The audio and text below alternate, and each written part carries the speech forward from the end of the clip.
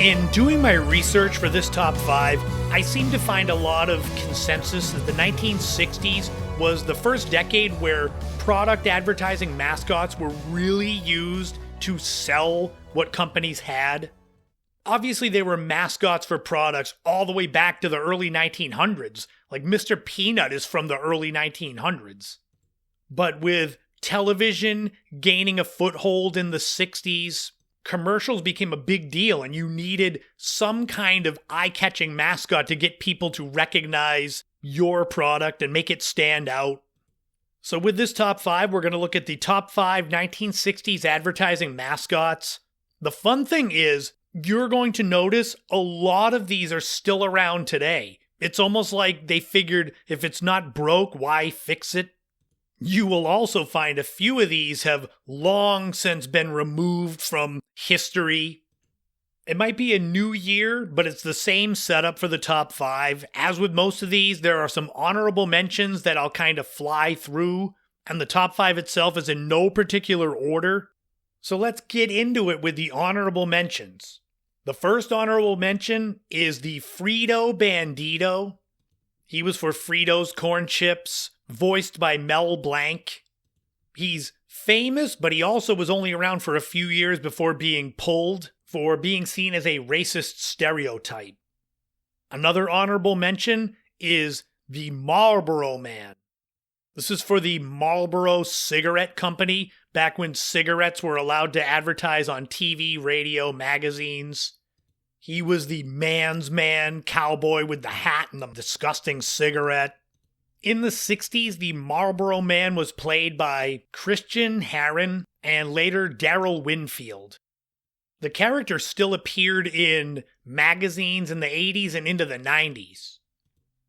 Another honorable mention is the Ajax White Knight. This was for the Ajax laundry detergent, featuring actor Doyle Brooks and the famed slogan, "Stronger than Dirt." He would ride in his armor on a horse and magically clean your clothes. Another honorable mention is Speedy Alka-Seltzer. This was a little boy with red hair who had an Alka-Seltzer tablet as his body and his hat. He was a stop-motion character for the Alka-Seltzer brand of antacids.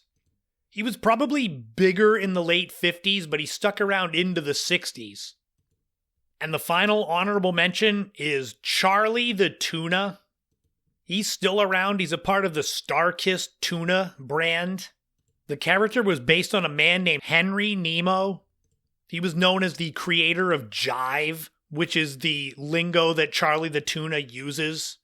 And these campaigns with Charlie the Tuna were known for the slogan, "Sorry Charlie," or "Tell him Charlie sent you." So those are the honorable mentions. Do you remember any of those? I would think if you were around in the 60s, you'd remember all of them.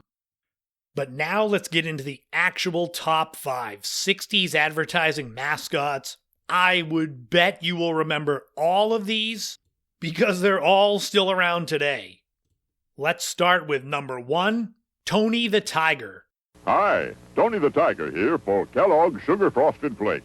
Their taste can't be imitated because they have this secret toasted-in frosting. He's known for his catchphrase, "They're great!" for the Frosted Flakes cereal, or back in the 60s, Sugar Frosted Flakes.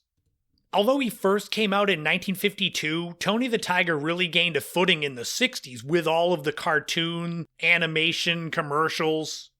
He was voiced by Thurl Ravenscroft from 1953 to 2005, meaning that basically all of you listening to this have that same Tony the Tiger voice probably in your head. The big difference is in the 60s it was black and white. Tony the Tiger had a more oval-shaped head.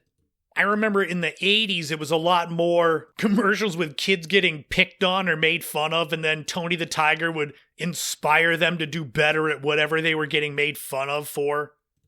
I didn't know until doing the research that back then Tony the Tiger had a family. Mrs. Tony, his wife, kids Tony Jr. and Antoinette, and his parents, Papa Tony and Mama Tony. It's like, wait, is Tony his last name then? Or is it like George Foreman, where he named all of his sons George?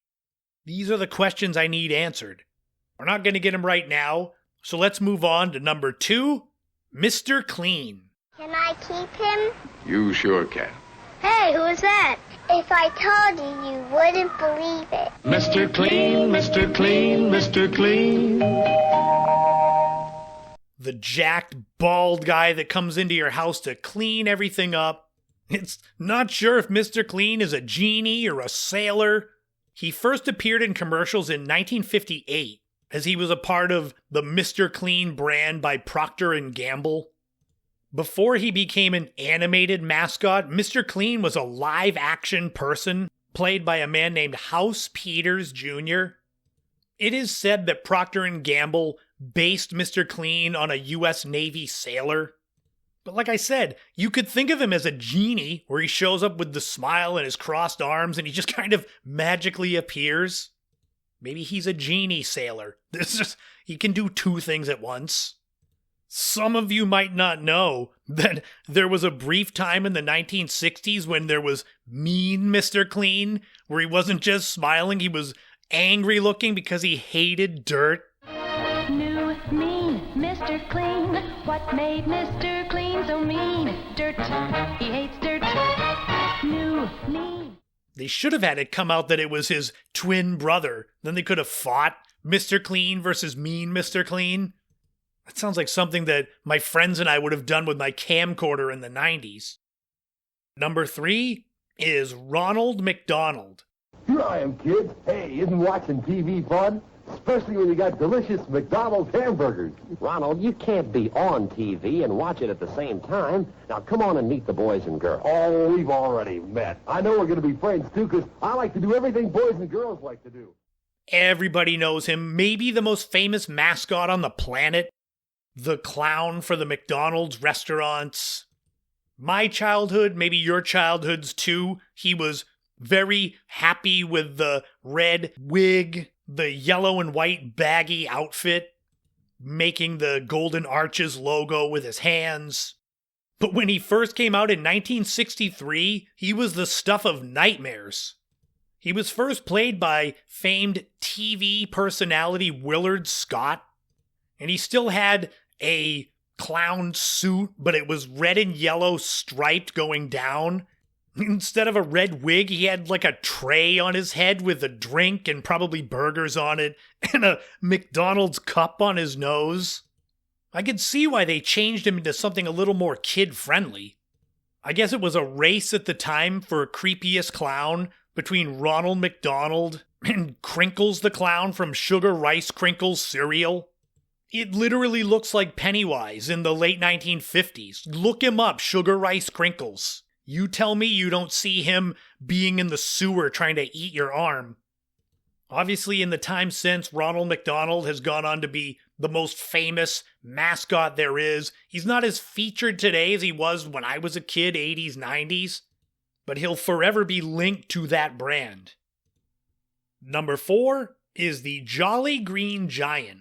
From the valley of the Jolly, Ho, ho, ho. Green Giant, good things from the garden in the valley of the Jolly Green Giant. He is the mascot for the Green Giant brand of frozen vegetables. I guess his catchphrase was ho, ho, ho. It's like Santa Claus if he was 100 feet tall. The Green Giant first appeared in advertising in the late 1930s. As television became a thing, they changed him to where he had a smile. He had like a leafy pair of shorts. He was voiced by Elmer Dressler, and originally he was a real person, later on becoming animated. The Jolly Green Giant, in 1999, there was a list of the 20th century's top 10 advertising mascots by Advertising Age magazine, and the Jolly Green Giant was listed at 3rd, only behind the Marlboro Man and Ronald McDonald. Fun fact, in 1964, rock group The Kingsmen, who had their song Louie Louie, they had a number 4 hit with the song The Jolly Green Giant, which was about his love life. I don't know, the 60s were a different time. And finally, number 5 on the list of top 5 1960s advertising mascots is Sugar Bear. Sure knows how to start his day a little bit better. You bet your booties, Granny. It's sugar sweet and honey-flavored wheat, so it keeps me going strong. Thanks, Granny. Can't get enough of that Sugar Crisp. He could have gotten Sugar Crisp in Post 10s, too. Post 10s has all the cereals kids want. He is from Post Sugar Crisp cereal, the velvety smooth voice. He originally appeared in advertising in the 1940s. He typically wore a blue turtleneck with his name on it, just in case you didn't know who he was or if he forgot who he was. He was popular enough to have a line of premium toys come out. Stuffed plushes, yo-yos, padlocks. He was voiced for 40 years by Jerry Matthews. So likely if you can hear Sugar Bear's voice in your head, it was Jerry Matthews that did it. Even when the cereal changed from Sugar Crisp to Golden Crisp, he stayed around and stayed Sugar Bear. But there you have it. Top 5 1960s advertising mascots. Basically all are still around today. Well, except for a few. But it is one of those if it's broke, don't fix it things. If you get it right with Tony the Tiger, Mr. Clean, Ronald McDonald, the Jolly Green Giant, Sugar Bear, why go and create new mascots if you don't have to?